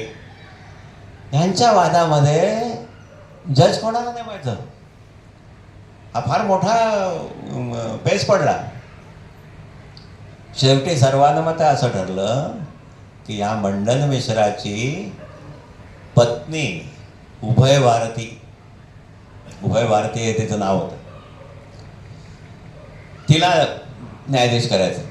आता बघा तुम्ही गंमत बघा, प्रतिस्पर्धी मंडन मिश्रा समोर हा 20-22-23 वर्षाचा तरुण आणि जज कोण, तर त्याची प्रतिस्पर्ध्याची पत्नी. साहजिकच ह्यानं विचारलं की हे चालेल का तुम्हाला? ते म्हणाल चालेल, काय हरकत नाही. कारण ती उभयभारती विद्वान होती, याच्याबद्दल सर्वांचं म्हणजे कोणाचं दुमत नव्हतं. शंकराचार्य म्हणत चालेल, हरकत नाही. एवढा कॉन्फिडन्स स्वतःबद्दल की प्रतिस्पर्ध्याची पत्नी न्याय देणार असली तरी ती माझ्याच बाजूने देणार आहे, त्यांना थोडक्यात म्हणजे माहिती होतं. अनेक दिवस वाद चालला, अनेक दिवस. म्हणजे काय व्हायचं, सकाळपासून संध्याकाळपर्यंत झालं, रात्र झाली की ते आटपायचं. आता इथून पुढे उद्या दुसऱ्या दिवशी पुन्हा दुसऱ्या दिवशी सुरुवात, असा पता नाही किती दिवस तो चालला. असा तऱ्हेने वाद चालला आणि शेवटी उभय भारतीने शंकराचार्यांच्या बाजूने निर्णय दिला. शंकराचार्यांचा अद्वैत वेदांत आज प्रभावी ठरला. तिचा नवरा, स्वतःचा पती हारल्याचं पत्नीने निकाल दिला उभय भारतीने की मंडन मिश्रा हरले, शंकराचार्य जास्ती प्रभावी ठरले. झालं. इथे खरं म्हटलं तर चॅप्टर क्लोज व्हायला पाहिजे होतं, पण तसं नव्हतं. गोष्टी आणखी इंटरेस्टिंग व्हायच्या होत्या. तर काय झालं, हा निकाल त्याने दिला उभय भारतीने. पण ही बाई पक्की म्हणजे फार आधुनिक भाषेत बोलायचं तर फार बोल्ड आणि काय म्हणतात त्याला, बोल्ड डॅशिंग अशी असली पाहिजे. बोल्ड हा शब्द बरोबर आहे जास्ती, कारण मी काय सांगणार आहे त्याच्यावरून तुम्हाला समजेल. शी वॉज बोल्ड. हा निकाल दिल्यानंतर तिने तिथल्या तिथे लगेच शंकराचार्यांना स्वतःबरोबर वाद करण्याचं आव्हान दिलं. विषय कुठला? कामशास्त्र. हा फार इंटरेस्टिंग भाग आहे, म्हणून या गोष्टी आज आपण ऐकतोय. त्या मुळातच आहेतच एवढ्या इंटरेस्टिंग. कामशास्त्रामध्ये स्वतःशी वाद घालण्याचं आव्हान त्याला दिलं तिने, तरुण संन्यासाला. आता हे अर्थातच हे असं होतं विचित्र. शंकराचार्य म्हणू शकले असते, सर्वांना माहिती होतं शंकराचार्यांचं आयुष्य ओपन बुक सारखं होतं. मी ब्रह्मचारी होतो, म्हणजे आल्यानंतर गुरुगृही आलो, त्याच्यानंतर मी संन्यास घेतला. मी गृहस्थाश्रमात गेलोच नाही आहे, त्यामुळे मला कामशास्त्राबद्दल माहिती शून्य. I don't know anything about it. असं म्हणून त्यांना वाट काढता आली असती, पळवाट, की excuse me, thank you for your offer but I cannot take it because I don't know anything about it. सर्वांना माहिती, तुलाही माहिती. पण शंकराचार्यांनी तसं केलं नाही.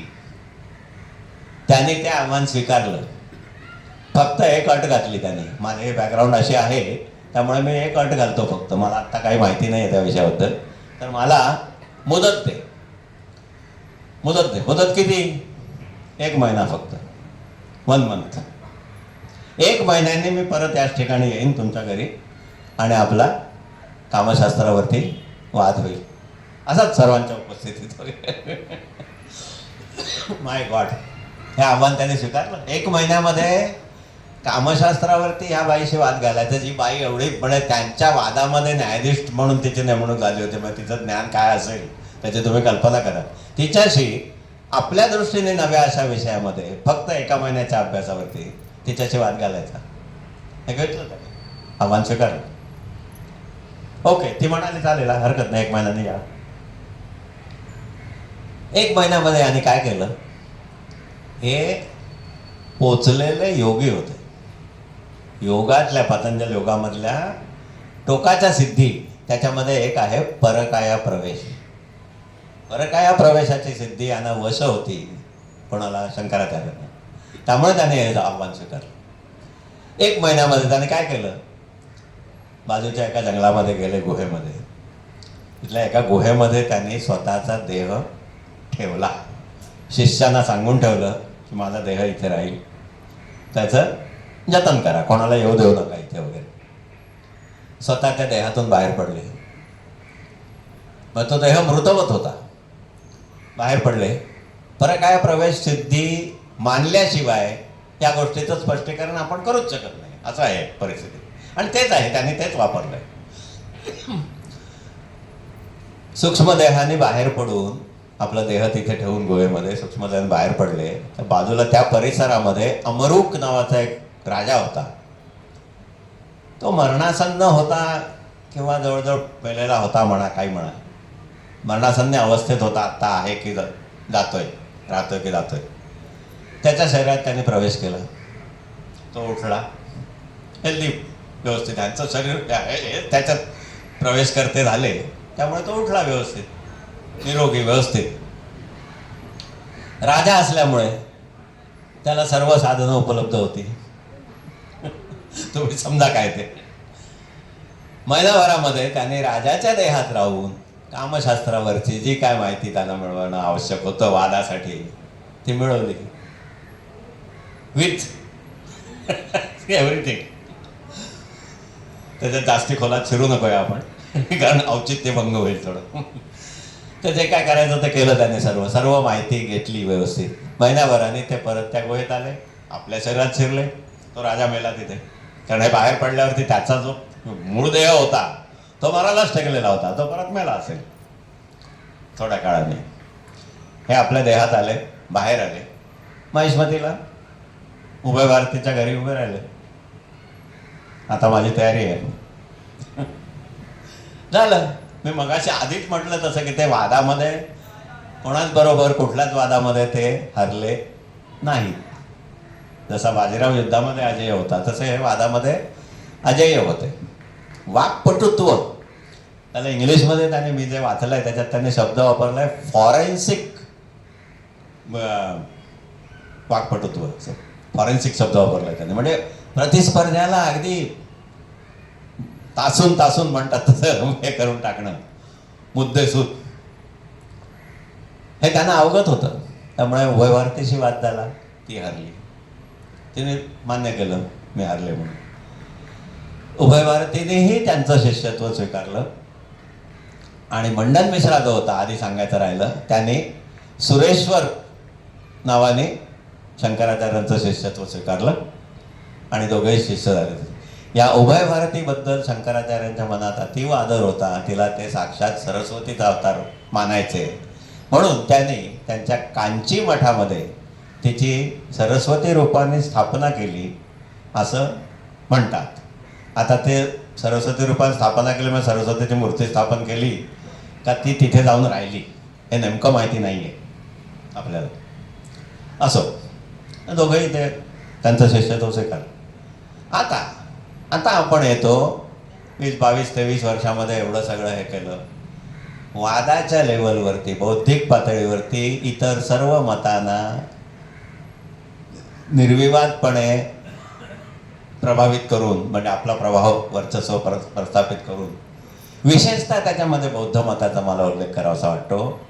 कारण आता याचे थोडेसे हिस्टॉरिक बॅकग्राऊंड सांगतो मी.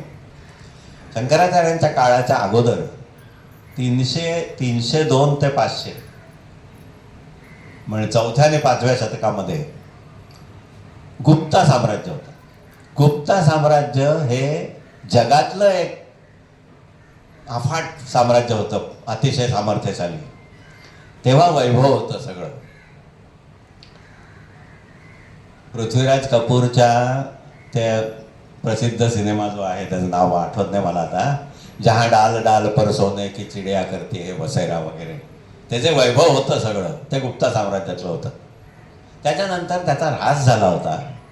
4थं 5वं शतक, 6व्या शतकामध्ये जैन आणि बौद्धांचा विकास झाला. त्याच्यामध्ये अनेक चुकीच्या गोष्टी बौद्ध मतामध्ये, विशेषतः महायान पंथामध्ये, आणि सर्व ती जी आक्रमणं झाली, शक, कुषाण, हुण, विशेषतः हुण हे हुणाने युरोपमध्ये पण स्वाऱ्या केल्या, इथे पण केल्या. आणि हुण हे काय होता प्रकार? हुण हे अक्षरशः रानटी होते. काही नाही, त्यांना काही शासन वगैरे, ज्याला राज्य करणं म्हणतात, ते काही त्यांना करायचंच नव्हतं. हुणांच्या टोळधाडीसारखी आक्रमणं व्हायची. सगळी गावाच्या गावं, शहराच्या शहरं लुटून, आगी लावून बेचिराग करून टाकायची. लुटून काय थोडंफार मिळेल ते न्यायचं आणि निघून जायचं. This was what is called हुण. त्यांना करायचं काही नव्हतं, त्यांना राहायचं नव्हतं येते. त्यामध्ये शक आणि कुषाण विशेषतः कुषाण हे बरेचसे शैव पंथाचा स्वीकार केला त्यांनी. कुशाण इथे सेटल झाले भारतामध्ये. हुण हे नुसतं आले, लुटमार केली, जसं ते पुढे चंगीज खान किंवा हे आहेत ना तसं. यायचं, जाळपोळ करायची, लुटमार करायची, निघून जायचं, सगळं त्याच्यामध्ये. तर ह्याच्यामध्ये सगळा ऱ्हास झाला होता. आणि संस्कृतमध्ये म्हण आहे ना, सर्वे गुणा कांचनम आश्रयंती. गुप्त साम्राज्याच्या वैभवाच्या काळामध्ये जो काय सगळा राजकीय, सामाजिक, वैचारिक जे काही वैभव होतं सगळं, ते त्या वैभवाच्या आश्रयाने होतं. त्याचा ऱ्हास झाल्यावरती सर्वंकष ऱ्हास झाला होता समाजाचा, भारतीय समाजाचा. त्याच्यामध्ये जैन आणि बौद्धाची स्थापना झाली. अनेक चुकीच्या गोष्टी सगळीकडे, हिंदू धर्मामध्ये सुद्धा. आज आपला विश्वास बसणार नाही. पंथोपपंथ, वेगवेगळ्या देवी देवतांना मानणारे पंथ, त्याचे उपासक, यांच्यामध्ये कमालीचं वैर होतं. वैर, शत्रुत्व. आज आपला विश्वास बसणार नाही. शैव आणि वैष्णव राजांची आपल्या देशामध्ये युद्ध झालेली आहेत.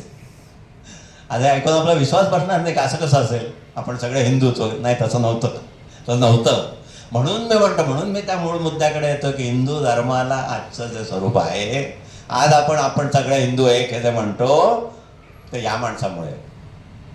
यांनी ते केलंय. कसं केलं तुम्ही सांगतो तुम्हाला. असं सगळं असताना त्यांनी, ही वॉज नॉट, मी एक वाक्य त्यांच्याबद्दल वाचलं इंग्लिशमध्ये, सांगतो तुम्हाला. He was not content to be an ultimate philosopher. तत्वज्ञानाच्या क्षेत्रात अत्युच्च शिखरावरती ते निर्विवादपणे प्रस्थापित झाले. केवलाद्वैताची स्थापना केली. तेवढ्याने यांचं समाधान होत नव्हतं. He wanted to transform life in India, हे त्यांचं ध्येय होतं. भारतीय समाजाचं जीवन बदलून टाकणं हे त्या माणसाचं ध्येय होतं. असे तो मनुष्य अशा योग्यतेचा होता की तो हिमालयाच्या एखाद्या गुहेत जाऊन बसला असता समाधी लावून. त्याला काही पडलेलं नव्हतं खरं म्हणजे त्यांच्या लेवलला. तर तसं न करता ही थॉट अबाउट दिस. हा जो पंथोपपंथांचा सुळसुळाट आणि एकमेकांमध्ये वैर, ह्याचा त्यांनी समन्वय केला. ह्याचा समन्वय कसा केला त्यांनी? By very simple thing, very simple thing. म्हणजे हॅट्स ऑफ टू हिम. आता विचार केला की लक्षात येतं ती किती अद्भुत गोष्ट होती आणि किती सहज सर्वमान्य झाली. पंचायतन पूजा. आपल्यापैकी काही जुन्या लोकांना माहिती असेल, घरोघरी देवघरं असायची. देवघरामध्ये एका गोल तामनामध्ये चार बाजूला चार मुख्य पंथ कुठले होते? शिव, विष्णू, देवी, गणपती आणि सूर्य. त्या काळात सूर्योपासना होती म्हणून सूर्योपासना पुढे जवळजवळ लुप्त झाली.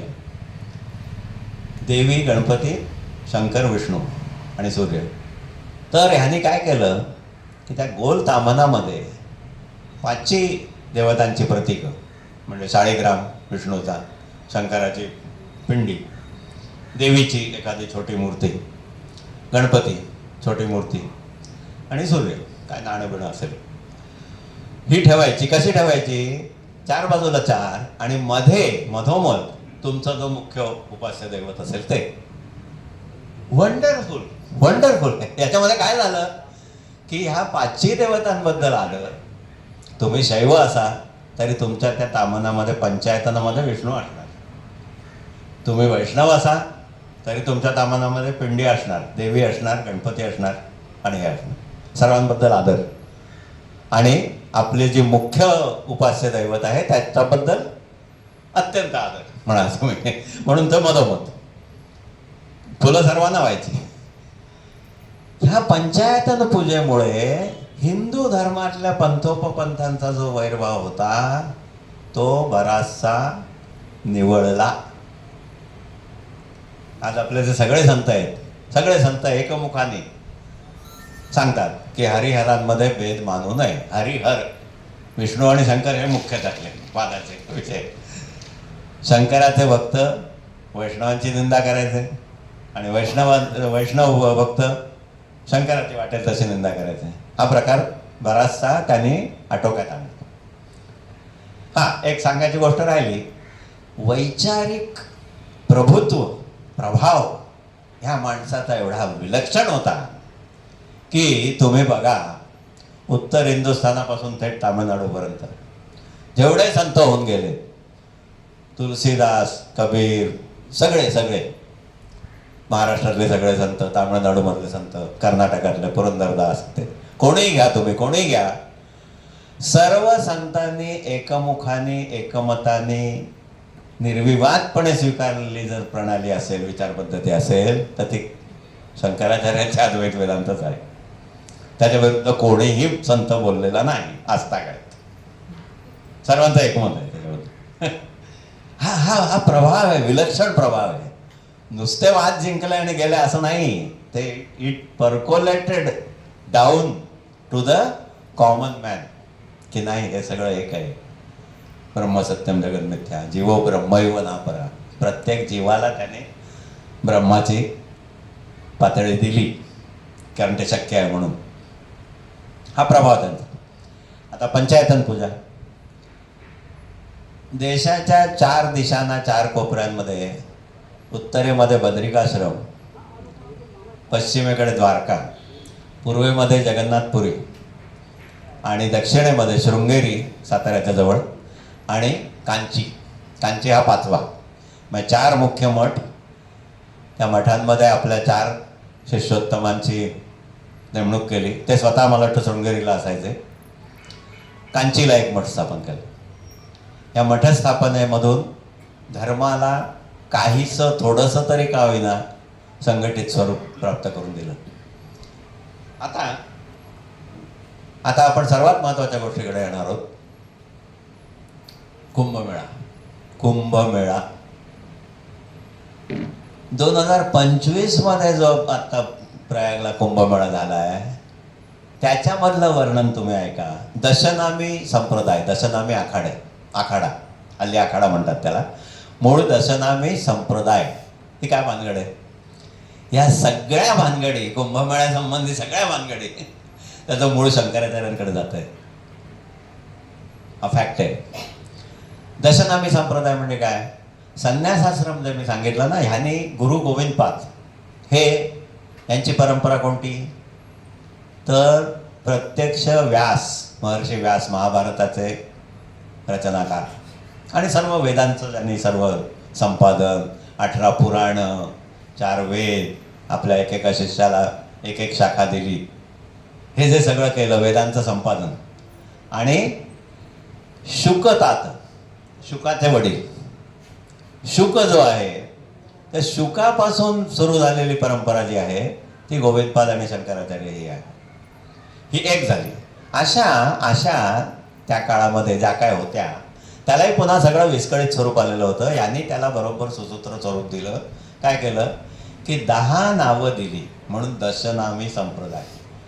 संन्यासाच्या शाखांना, अदरवाईज काय होतं, सगळा गलथानपणा होतो. कोणाचा पायपूस कोणाच्या पायात नाही. असं जो उठतो तो म्हणतो मी संन्यासी म्हणून. तर कुठली तुझी परंपरा? आता सध्या हीच परिस्थिती आहे. कोणी भगवे वस्त्र घालतो, म्हणतो मी संन्यासी, अमुक आनंद, ठोकून द्यायचं काहीतरी. कोण गुरु, कोण परंपरा, कुठली, काय नाही. ह्याने 10 मुख्य परंपरांना त्या ऋषींची किंवा मूळ त्याच्या प्रणेता जो होता त्याची नावं दिली.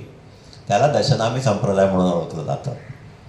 त्याच्यामध्ये कुंभमेळ्यामध्ये हे दशनामी, हे 10 मुख्य आखाडे, हल्लीच्या भाषेत आखाडे, त्या आखाड्यांचा प्रमुख महंत हा दर कुंभमेळा म्हणजे महाकुंभ ज्याला म्हणतात, तो 12 वर्षांनी येतो. आणि नाशिक आणि इकडे जे होतात त्र्यंबकेश्वर, नाशिक आणि उज्जैन, नाशिक आणि त्र्यंबकेश्वर आणि उज्जैन, ते अर्धकुंभ असतं, 6 वर्षांनी. दर 12 वर्षांनी जो कुंभमेळा होणार, तेव्हा त्या कुंभमेळ्याच्याच काळामध्ये त्या आखाड्याचा का त्या पंथाचा महंत, आता आणखी एक धक्का तुम्हाला बसेल, निवडला जातो. निवडला डेमोक्रॅटिक पद्धतीने, म्हणजे सर्वानुमते. Can you imagine? We are talking of 8th century, 775 ते 807चा काळ आपण बघतोय. हे ह्यानी घालून दिलं की कुंभमेळ्याच्या काळात ह्या आखाड्याचा महंत मुख्य जो आहे, तो सर्वानुमते डेमोक्रॅटिक पद्धतीने निवडला जातो. हे आजही चालू आहे. हे आजही शंकराचार्यांबद्दल मी जे जे बोलतोय ते दशनाम, कुंभमेळ्याच्या याच्यामध्ये कोणी पहिल्यांदा यायचं, शाही स्नान जे येतं ना, आता या आखाड्याचे महंत आज येणार आहेत, 4 दिवसांनी पुढचे येणार आहेत. ही सगळी पद्धत, कुठेही गोंधळ नाही, गडबड नाही. आद्य शंकराचार्यांनी जे घालून दिलं आहे ते आज 2025 मध्येही चालू आहे. Can you imagine? किती वर्ष झाली? 1200 वर्ष लोटली. 1200 वर्ष, 2000 आणि 800, अप्रॉक्सिमेटली 1200 वर्ष. आज आपला अनुभव काय आहे की आपला मुलगा सुद्धा ऐकत नाही. आपले काही विचार की आपण घालून दिलेल्या काही पद्धती, मग गणपती आणायचा असेल घरी, काय काय लहान सहान गोष्ट घ्या तुम्ही, काय काय करायचं, काय विधी करायचे वगैरे वगैरे सर्व. हे असेल, वास्तुशांती असेल किंवा काही विधी काय असतील, सणवार वगैरे, तुमचा मुलगा सुद्धा तुमचं ऐकत नाही. तुमच्याच आयुष्यामध्ये तुमच्या समोरच नातू पंटू बिंटू सोडूनच द्या. ह्या माणसाकडे मला विचार केल्यावर आश्चर्य वाटतं ते की ह्या माणसाकडे, या व्यक्तीकडे काय होतं त्यांच्याकडे, पॉवर, सत्ता, की नाही मी म्हणतो तसं झालं पाहिजे, मग असं तऱ्हेचं त्यांच्याकडे साधन काय होतं? नथिंग. शी वॉज अ संन्यासी, निष्कांचन. काहीही हातात यंत्रणा नव्हती की मी म्हणेन तसं झालं पाहिजे. हे एन्श्युअर करायला काहीही हाताची साधनं नव्हती, कुठल्याही प्रकारची. तरी हा त्यांच्या, it is the shear force of his personality की हे त्याने घालून दिलेल्या पद्धती आज एवढ्या वर्षांनी सुद्धा तंतोतंत पाळल्या जातात. विशेषतः मला गंमत ही वाटते की त्या आखाड्यांचे महंत 12 वर्षांनी बदलले जातात आणि ते डेमोक्रॅटिक पद्धतीने कुठेही वादविवाद न होता बदलले जातात.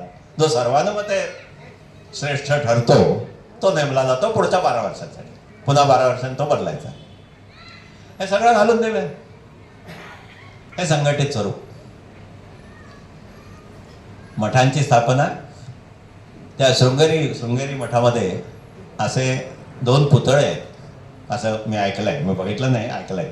2 पुतळे आहेत, महर्षी व्यास आणि शंकराचार्य. आणि व्यास त्यांना असं ग्रंथरूपाने, पोथीरूपाने असं काहीतरी हँडओव्हर करतायत आणि ते हे घेत आहेत. म्हणजे ज्ञान, ते ज्ञानाचं प्रतीक ग्रंथ म्हणजे व्यासांकडून त्यांच्याकडे आलेलं आहे डायरेक्ट. मी जे काय वाचलं आहे, माझा जो काय अभ्यास आहे त्याच्यामध्ये गीतेमध्ये जे 4 योग आहेत ना मुख्य, ज्ञानयोग, भक्तियोग, कर्मयोग आणि आपला ध्यानयोग. तर ज्ञानयोगाचे अधिकारी महर्षी व्यासांनंतर थेट आद्य शंकराचार्यांना मानलं जातं. म्हणजे एवढ्या हजारो वर्षांमध्ये ज्ञानयोगाचे अधिकारी, त्याच्यानंतर आपले रमण महर्षी आणि ज्ञानेश्वर यांची नावं मी ऐकले ज्ञानयोगाचे अधिकारी म्हणून. म्हणजे हजारो वर्षांच्या इतिहासामध्ये ज्ञानयोगाचे अधिकारी खरे, एका हाताची सुद्धा पूर्ण बोटं लागणार नाही, एवढे कमी आहे.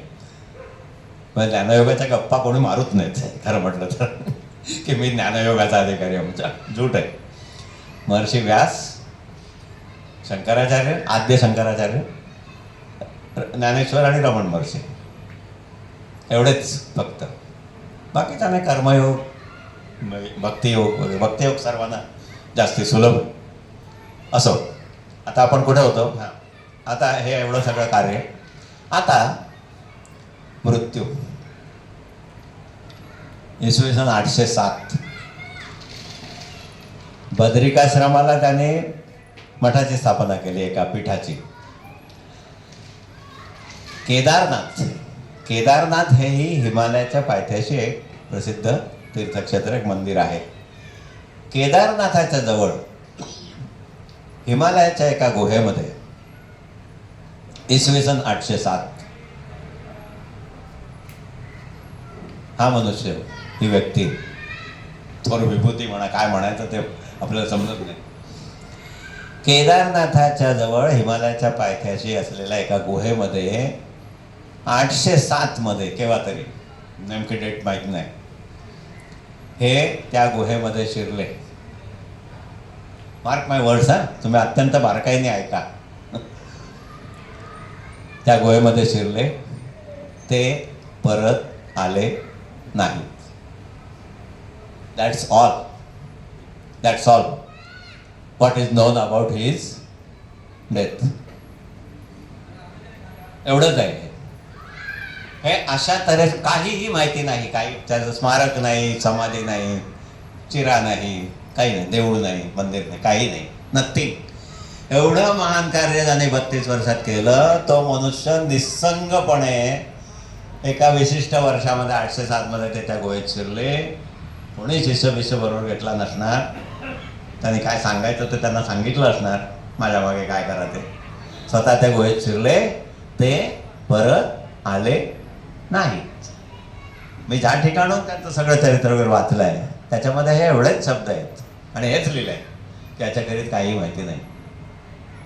वंडरफुल. म्हणजे हा निस्संगपणा, काही नाही. अरे मी एवढं, आपल्यापैकी बऱ्याच जणांना असं वाटतं की मी एवढं केलं, बापरे मी म्हणजे कोण. काही नाही. गोष्ट गेले, गेले परत आले नाही. That's all. He never came back. He never came back. आता मला इथे एक सांगावंसं वाटतं मुद्दाम, की असे मृत्यू सत्पुरुषांचे किंवा पोचलेल्या संतांचे, आत्मज्ञानी लोकांचे असे मृत्यू अशा तऱ्हेने देह ठेवणं हे आपल्याकडे नवीन नाही. It has happen. मुठभर केसेस आहेत, त्यातल्या काही मला ज्या माहिती आहेत त्या मी सांगतो. बंगालचे प्रसिद्ध संत हरे राम राम राम हरे हरे, हरे कृष्ण कृष्ण कृष्ण हरे हरे, हा मंत्र ज्यांचा आहे असं म्हटलं जातं ते चैतन्य महाप्रभू उर्फ गौरांग यांचा देह ठेवण्याची पद्धत किंवा हकीकत अशीच आहे. ते जगन्नाथपुरीच्या प्रसिद्ध मंदिरामध्ये कृष्णाच्या गाभाऱ्यामध्ये शिरले रात्रीच्या वेळी. रात्री दरवाजा बंद झाला. दुसऱ्या दिवशी सकाळी तो दरवाजा जेव्हा उघडला तेव्हा तिथे सगळी फुलं होती इतक्यावर, सुगंध पसरलेला होता, फुलांचा सडा पसरलेला होता आणि त्यांचा पत्ता नव्हता. हे झालं गौरांगांचं. ज्ञानेश्वरांची बहीण संत मुक्ताई, तिचा मृत्यू असाच आहे. विजेसारखी ती, विजेच्या बरोबरच सादर गुप्त झाली. संत मीराबाईचं असंच आहे. मीराबाईचंही असंच आहे. वाळवंटामध्ये कुठेतरी ती अशी अचानक दिसेनाशी झाली. म्हणजे त्यांचा या सगळ्या उदाहरणांमध्ये त्यांच्या देहाचा पत्ता लागलेला नाही, हा फॅक्ट आहे. आता आपल्याकडचे संत तुकाराम सदैव वैकुंठाला गेले ह्याच्यावरती विश्वास नसलेले आणि एका विशिष्ट जातीबद्दल भयानक कटुता आणि द्वेष असलेले लोक असं उठवतात की ब्राह्मणांनीच त्याला मारलं. ते वेदांत सांगत होते आणि ते वेगळ्या जातीचे होते, ब्राह्मण नव्हते. त्यामुळे ब्राह्मणाने त्यांना मारलं असा आरोप महाराष्ट्रात होतो.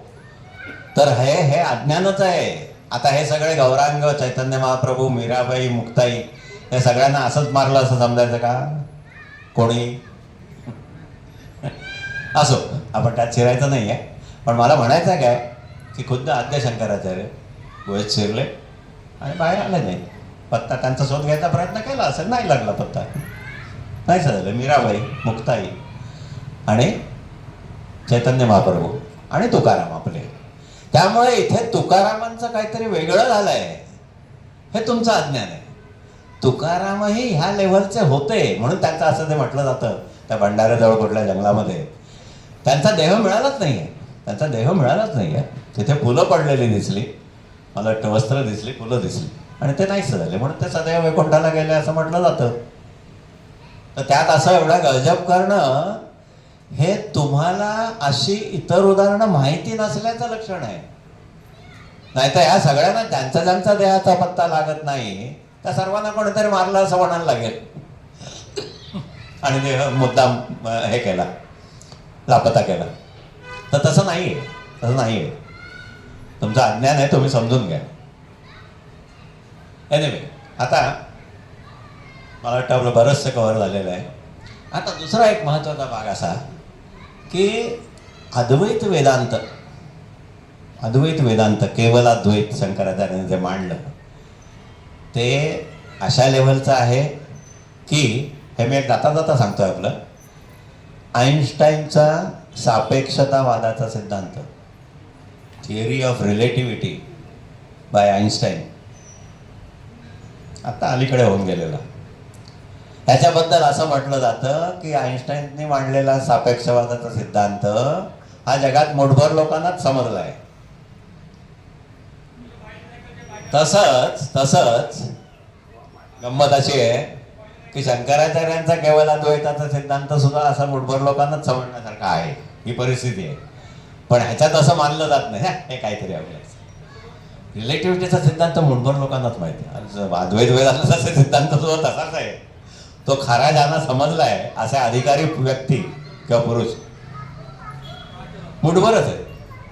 तर अशी टोकाची बुद्धिमत्ता, असं तत्वज्ञान ज्यांनी मांडलं की आज ते अभेद्य आहे, ज्याला काही धक्का पोचणार नाही, विज्ञानाची किती प्रगती झाली तरी, हे ज्यांनी मांडलं, प्रस्थापित केलं निर्विवादपणे, त्यांना सामान्य जणांची तळमळ होती.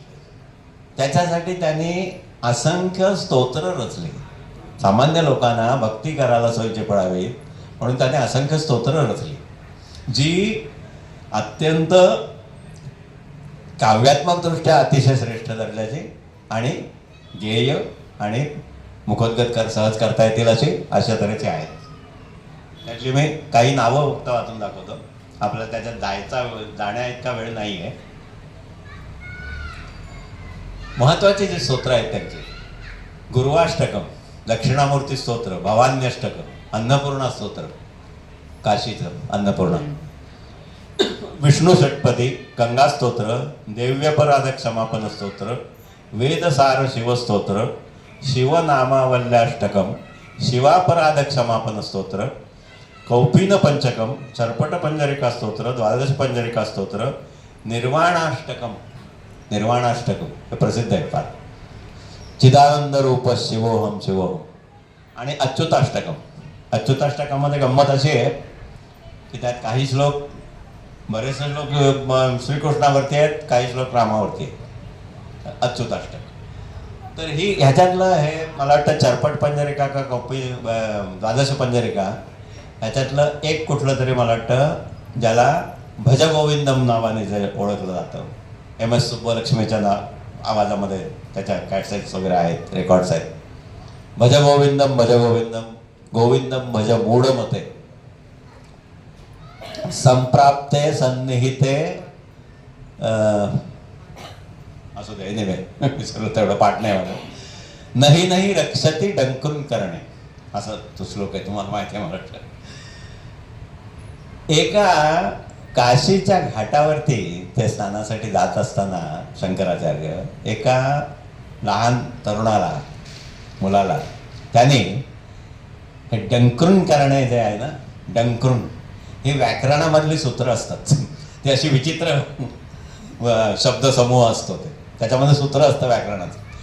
ते पाठ करीत बसलेला तो दिसला त्यांना. त्याच्यावरतून त्यांना स्फूर्ती झाली की अरे बाबा रे, ही व्याकरणातली सूत्र वगैरे ही काही कामाला येणार नाही आहेत. काळ समोर उभा राहिला की राक्षण ह्यानी होणार नाहीये. भज गोविंद, गोविंदाची भक्ती कर, त्यांनी तुला जे संरक्षण किंवा हे मिळेल. त्याच्यावरून ते स्तोत्र निर्माण झाले. तर ही स्तोत्र रचना त्यांनी सामान्य लोकांसाठी केली. पंचायतन पूजा आहे, आपापसातला वैरभाव कमी व्हावा, हिंदू धर्म समन्वय व्हावा, एकजूट व्हावी, यासाठी त्यांनी केलं सगळं. आणि आपलं कार्य पूर्ण झालं असं त्यांना जेव्हा वाटलं असेल तेव्हा ते निघून गेले, without leaving, without worrying about anything. निसंगपणे देहत्याग याला म्हटलं जातं. मला वाटतं बरंचसं कव्हर केलेलं आहे, तर मी आता इथे थांबतो. कोणाला काय, आपल्याला जर काय थोडा 5-10 मिनटं वेळ असेल, तर कोणाला काय विचारायचं असेल तर मी माझ्या अल्पमतीप्रमाणे उत्तर द्यायचा प्रयत्न करेन. त्यांना कोणाला सांगलं नाही.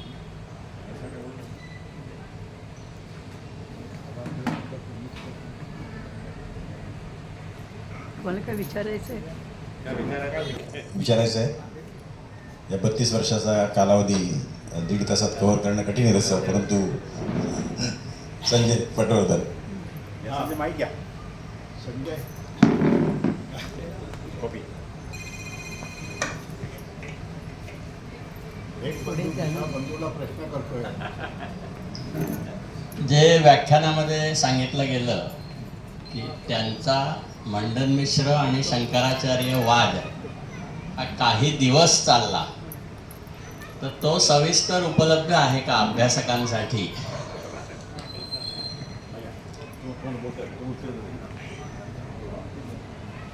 त्यांच्या संबंधी माहिती जी अत्यल्प उपलब्ध आहे त्याच्यामध्ये शंकर दिग्विजय म्हणून एक ग्रंथ आहे, आणि शंकर दिग्विजयमध्ये नेमका हाच मुद्दा आहे की त्यांनी जे जे वाद केले, म्हणजे त्यात काशी असेल, प्रयाग असेल, महेशमती असेल, तर शंकर दिग्विजयमध्ये या वादाची पर्टिक्युलर्स नक्की असते.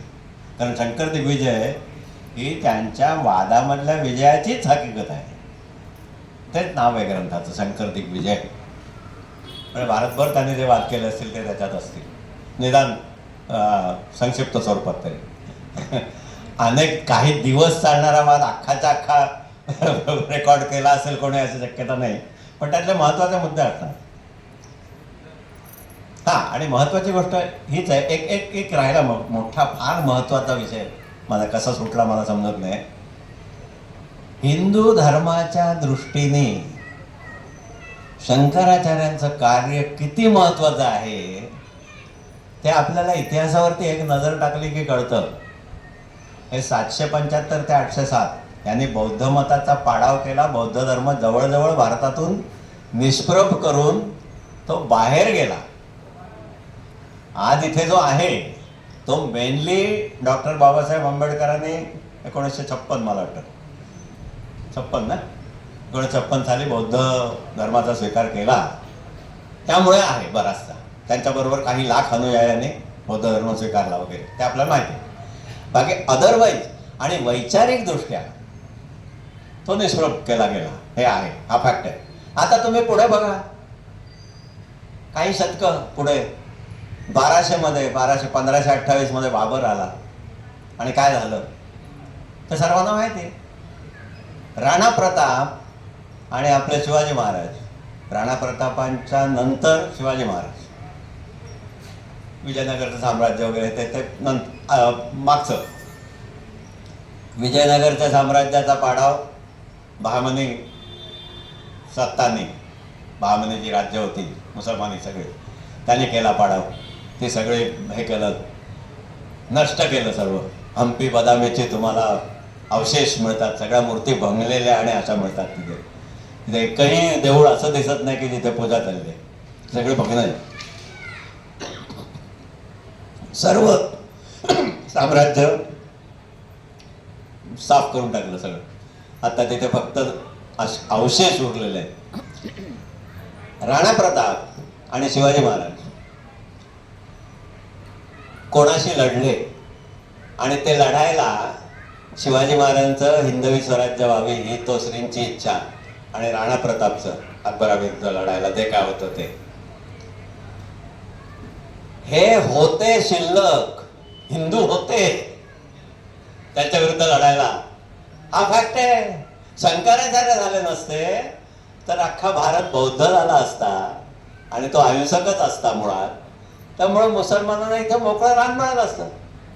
इजिप्त आणि इराण सारखी राष्ट्र जी 10-10, 15-15 वर्षात संपूर्ण इस्लाममय झाली, तसं या देशाचं झालं असतं जर शंकराचार्य झाले नसते. तर शंकराचार्य झाले म्हणून आपण होतो म्हणून आपण इस्लामी आक्रमणाविरुद्ध लढलो. जे काय लढलो ते मोजकेच, राणा प्रताप, शिवाजी महाराज, पुढे पेशवे, हा जो सगळा इतिहास आहे ह्याच्यावर नजर टाकल्यावर लक्षात येतं की बिकॉज ऑफ आदि Shankara Hindus were there to fight against Islamic invasions. Otherwise काय वेगळंच असतं चित्र. बौद्धांना त्याने साफ करून टाकलं असतं ना. औरंगजेबासारख्याने औरंगजेबाला दख्खन नाही जिंकता आली, महाराष्ट्र नाही जिंकता आला, दख्खन खाली जाता नाही आला अजिबात, तो इथेच काढला गेला. हिंदुस्थान पूर्ण इस्लामी सत्तेखाली आणण्याचं स्वप्न, अपुरं राहिलेलं स्वप्न हृदयाशी घेऊन तो ह्या मातीत गाडला गेला. कोण? औरंगजेब. हे सगळं कोणामुळे? काय काही शतकांची गॅप आहे. 807 नंतर 1200 पर्यंत. 1200ला मला वाटतं इस्लामिक आक्रमण चालू झाली खैबर खिंडीतून.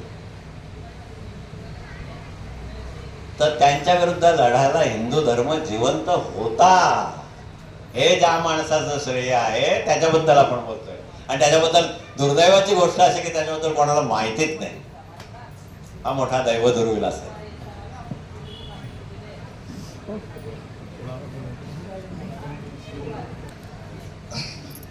एवढा क्लिष्ट विषय आहे खरं म्हणाल, पण एवढा सोप्या आणि सरळ एवढा सिम्प्लिफाय केला तुम्हाला कोणी हल्लेले पण नाही. खरं मोजके आपले प्रेक्षक आहेत पण सगळे स्तब्ध होते. आणि पुष्कळ आपण वाचलाय पण न समजलेल्या गोष्टी आज आपल्याला कळल्या. आणि सांगताना त्याने आपली भाषा वापरली. थोडक्यात म्हणजे जेव्हा त्याने कामशास्त्रावरती सांगितलं तेव्हा शंकराचार्य हे पोचलेले होते हा शब्द वापरलाय. ते पोचलेले योगी होते आणि त्यांनी ते स्वतःचा देह ठेवून राजामध्ये प्रवेश केला वगैरे.